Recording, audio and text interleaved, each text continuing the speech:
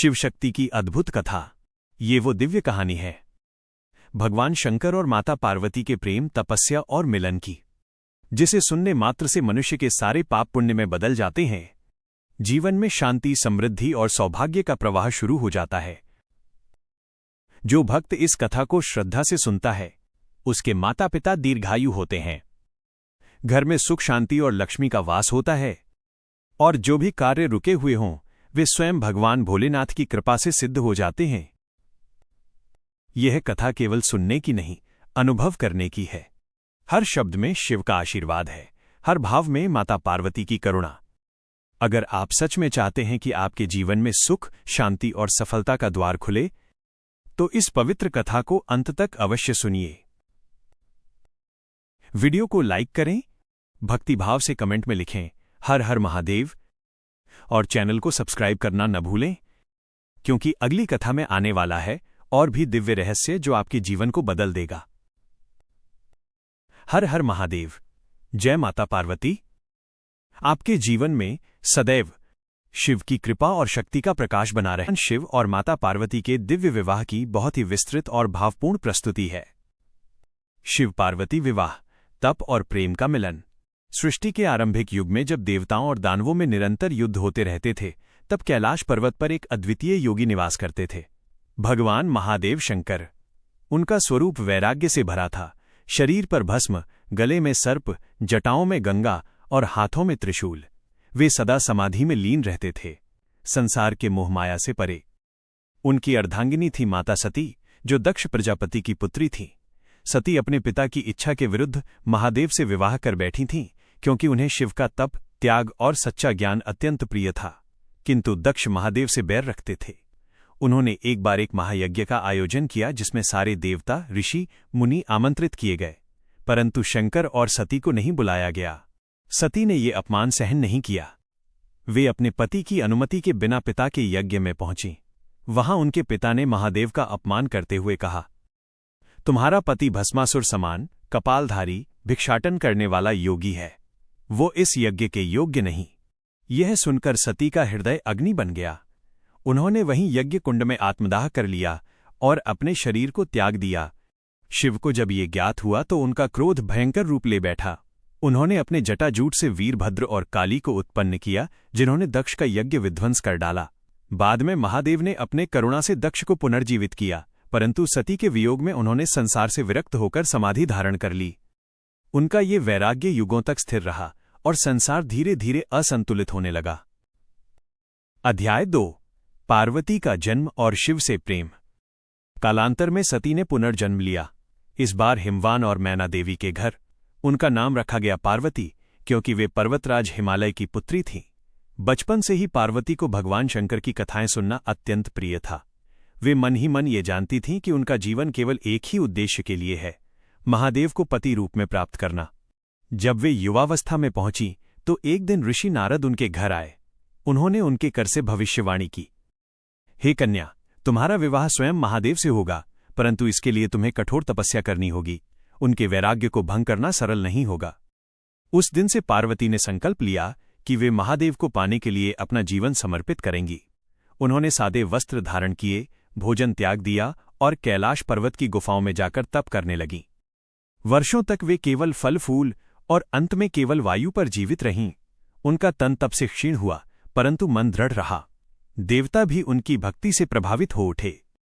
इधर देवताओं को तारकासुर नामक दैत्य से भय था, जिसे केवल शिवपुत्र ही मार सकता था। इसलिए ब्रह्मा, विष्णु और इंद्र ने मिलकर कामदेव को भेजा ताकि वो शिव के तप को भंग करे। कामदेव ने पुष्पबाण चलाया, महादेव की आंखें खुलीं और उन्होंने कामदेव को भस्म कर दिया। किंतु जब उन्होंने पार्वती को देखा तो उनके हृदय में करुणा और सौम्यता उमड़ पड़ी। उन्होंने पार्वती के तप को देखा और कहा, हे देवी, तुम्हारा तप असाधारण है। मैं तुम्हारे समर्पण से प्रसन्न हूं।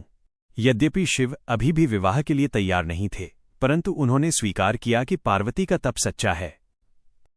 अध्याय 3। पार्वती की कठोर तपस्या और देवी का स्वरूप। शिव के इनकार के बाद भी पार्वती ने हार नहीं मानी। उन्होंने हिमालय पर्वत की गुफा में और भी कठोर तपस्या शुरू की। वर्षों तक वे मौन व्रत में रहीं। देवताओं ने ब्रह्मा और विष्णु से प्रार्थना की, यदि महादेव का विवाह नहीं हुआ तो संसार में संतुलन नष्ट हो जाएगा। ब्रह्मा ने स्वयं शिव के सामने जाकर निवेदन किया, हे महादेव, पार्वती स्वयं सती का ही पुनर्जन्म है।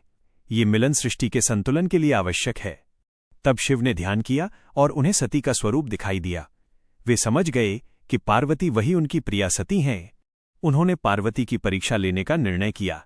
एक दिन वे भेष बदलकर एक ब्राह्मण के रूप में पार्वती के पास पहुंचे और बोले, कन्या, तुम उस योगी से विवाह करना चाहती हो जो श्मशान में रहता है, सर्प धारण करता है और जिसे संसार त्यागी कहता है।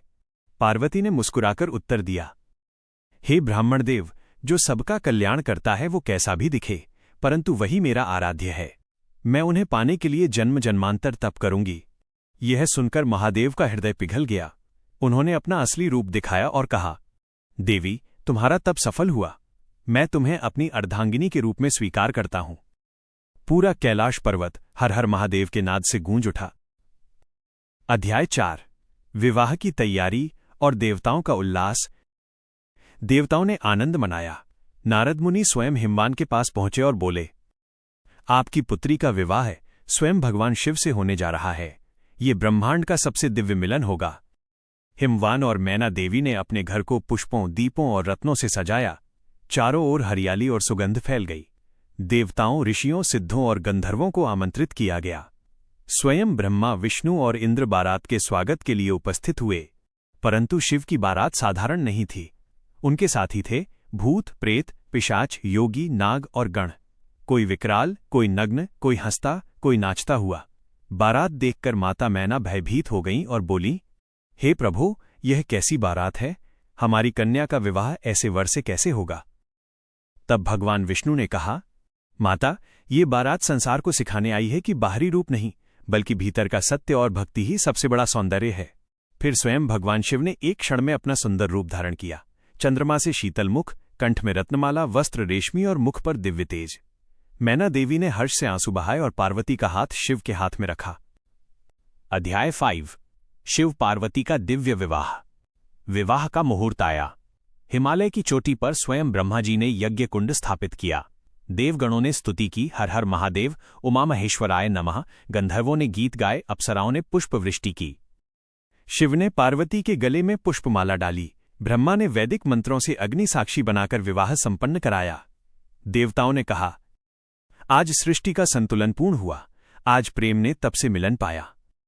विवाह के बाद शिव और पार्वती ने ब्रह्मांड के समस्त जीवों के कल्याण का संकल्प लिया। पार्वती ने कहा, प्रभु, मैं आपकी अर्धांगिनी हूं। अब संसार में प्रेम, शक्ति और करुणा का संतुलन बनाए रखूंगी। शिव मुस्कुराए, देवी, तुम शक्ति हो, मैं शिव हूं। तुम्हारे बिना मैं अचल हूं और मेरे बिना तुम अस्थिर। हमारा मिलन ही सृष्टि का आधार है। अध्याय 6। सृष्टि का नया युग।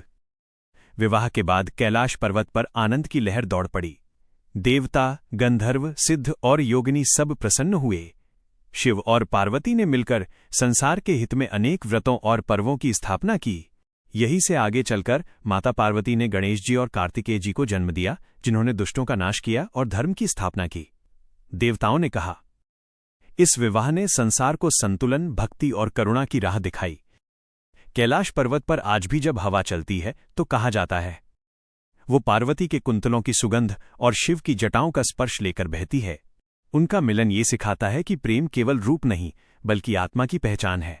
तप, समर्पण और सत्य के माध्यम से पाया गया वो अनंत बंधन जो सृष्टि को चलाता है। उपसंहार।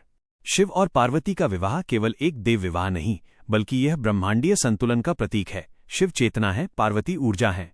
शिव बिना शक्ति के शव हैं और शक्ति बिना शिव के अराजक। यह विवाह सिखाता है कि जब वैराग्य प्रेम से मिलता है, जब तप त्याग से मिलन पाता है, तभी जीवन पूर्ण होता है। माता पार्वती का यह दृढ़ निश्चय कि मैं शिव को ही अपना आराध्य बनाऊंगी, यह दिखाता है कि सच्चा प्रेम कभी हार नहीं मानता। कैलाश पर्वत की शांत बर्फीली चोटियां आज भी उस दिन की गवाह हैं जब ब्रह्मांड ने कहा था, हर हर महादेव, जय माता पार्वती।